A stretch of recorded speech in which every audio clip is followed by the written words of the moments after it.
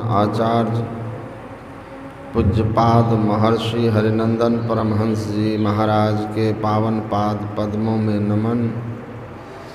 मंचस्थ पूज्य चरण गुरु सेवी स्वामी श्री भगीरथ जी महाराज, स्वामी श्री प्रमोद जी महाराज एवं समस्त वंदनीय साधु समाज के पावन पाद पद्मों में नमन।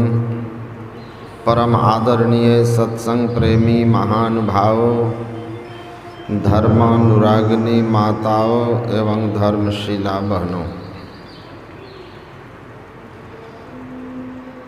संत पलटू साहब की वाणी में है,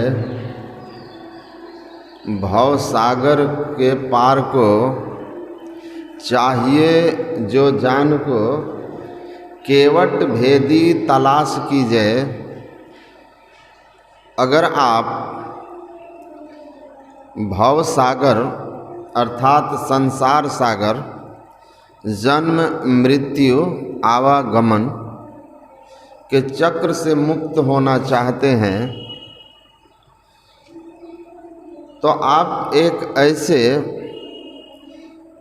भवसागर से आपके मनुष्य शरीर रूपी नाव को उस पार ले जाने वाला केवट तलाश कीजिए।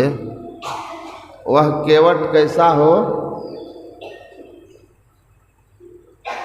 वह गुरु कैसा हो, घाट और बाट का भेद का मरहमी उसी के नाव पर पांव दीजिए।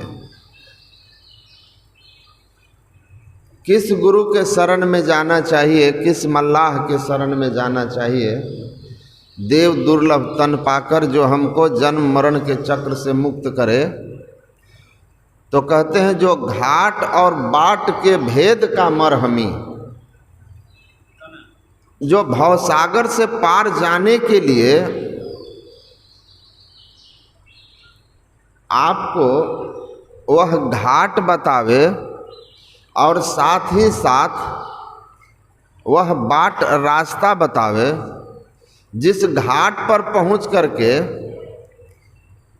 आप उस नाव पर सवार होंगे, जिस नाव पर सवार होकर आप भवसागर से पार होंगे, वह नाव जो भवसागर की पार ले जाने वाला है, पलटू साहब कहते हैं, शब्द की नाव पर चढ़े जो धाय के जाए, वही पार नहीं पांव भीजे। शब्द की नाव पर चढ़े जो धाय कर, शब्द के नाव पर चढ़िए तो उस पार आप निर्विघ्न रूप से पहुंच जाएंगे। लेकिन शब्द की नाव, जिस नाव पर हम सवार होकर इस जन्म मरण के दुख को देने वाला दुस्तर संसार को पार करेंगे, वह कौन से घाट पर मिलता है? पहले घाट पर पहुंचेंगे तो नाव शब्द की मिलेगी, तो वह घाट कौन सा है? कहते हैं कि सच्चा गुरु वही है, उसी के शरण में जाइए जो घाट और बाट का भेद बता दे। वह घाट हम लोग जो अभी पाठ में सुने हैं, जो वाल्मीकि जी ने भगवान श्री राम को कहा कि आप कहाँ वास करें, तो पहले उन्होंने कहा कि आप कहाँ नहीं हैं, और आप इस पर स्वामी नरेशानंद जी महाराज से विशद सुना भी कि परमात्मा अनंत हैं और इसलिए वो प्रकृति के कण कण में समाहित होकर प्रकृति पार प्रभु, दृश्य और अदृश्य सब सहित प्रकृति भाव प्रभु में अटहि प्रभु अटि न सकाहि।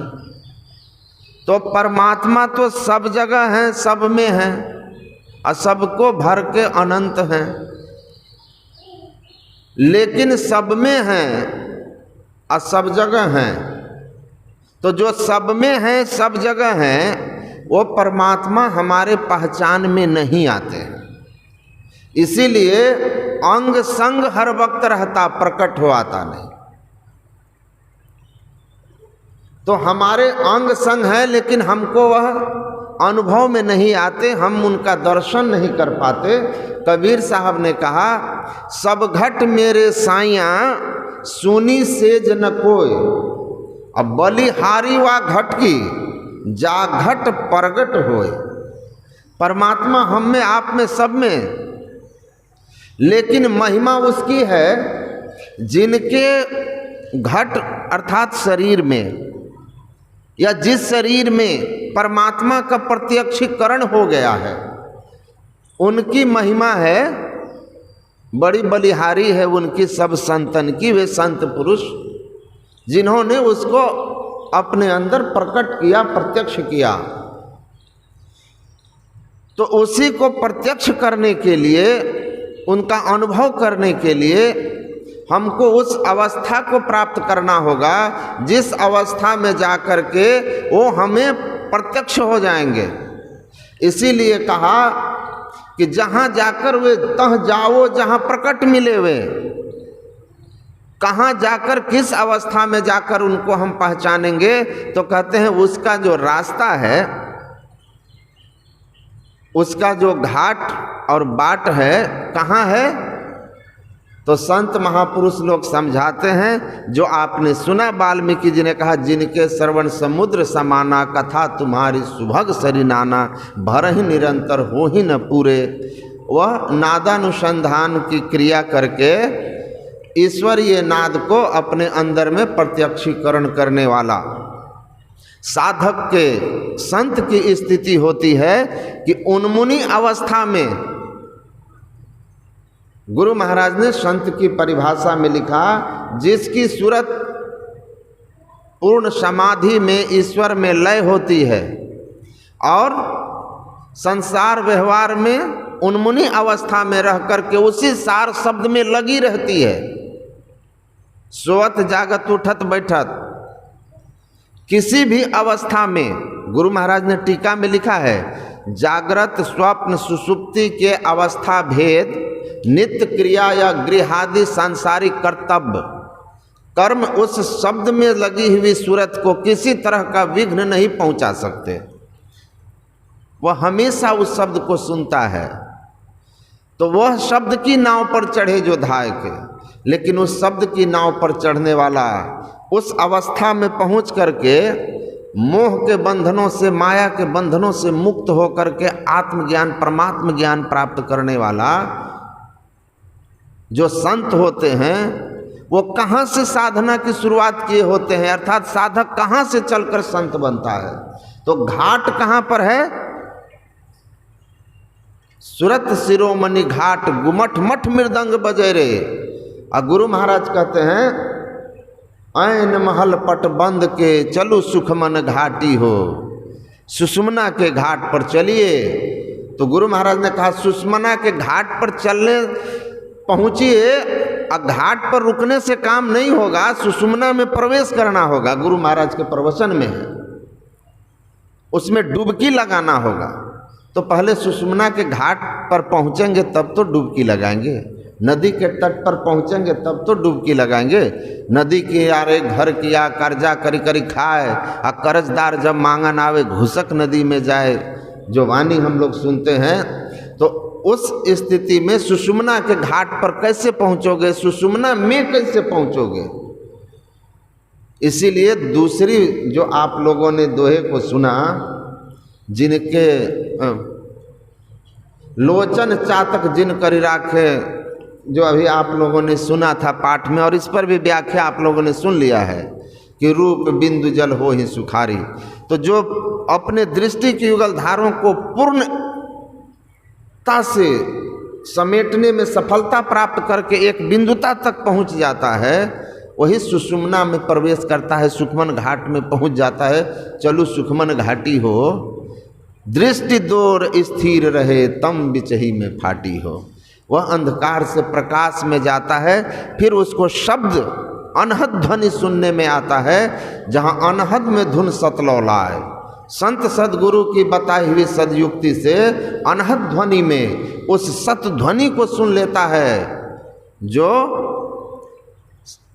भर ही निरंतर हो ही न पूरे सार शब्द है, वह बड़ी ऊंची अवस्था में जाकर के जाना जाता है। माइक जितने जड़ावरण है इससे ऊपर जाकर के उस शब्द की पहचान होती है, जहाँ आत्मज्ञान, अपनी पहचान, परमात्मा की पहचान होती है।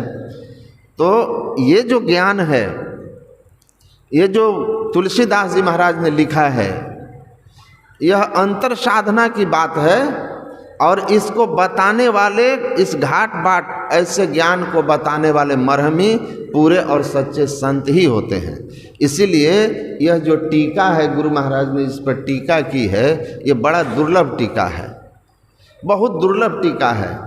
बहुत से कथाकार मिलते हैं और इन पर आप चर्चा करें, मैं कई से किया, लेकिन कहते हैं इन सब चीज़ों की वो बाहरी व्याख्या करते हैं। लेकिन जब आप सवाल करेंगे कि 24 घंटा कौन सा कथाकार है जो कथा करते रहेगा और कौन सा श्रोता है जो सुनते रहेगा, तो फिर वे मौन हो जाते हैं। लेकिन यह गूढ़ ज्ञान है। चलते ने रास्ता, बैठे ने रास्ता काटी, चलते न बाट न पाई, है कुछ रहनी गहनी की बाता, बैठा रहे चला पुनि जाता। तो ये बड़ा गूढ़ ज्ञान है। इस गूढ़ ज्ञान को सद्गुरु महाराज की कृपा से हम लोग सरल सरल जग में प्रचारी, सहज और सरल ढंग से जानते हैं, सुनते हैं। तो आइए हम लोग इस गूढ़ ज्ञान को विशेष पुरुषों से सुने तो हमको विशेष लाभ होगा। श्री सद्गुरु महाराज की जय।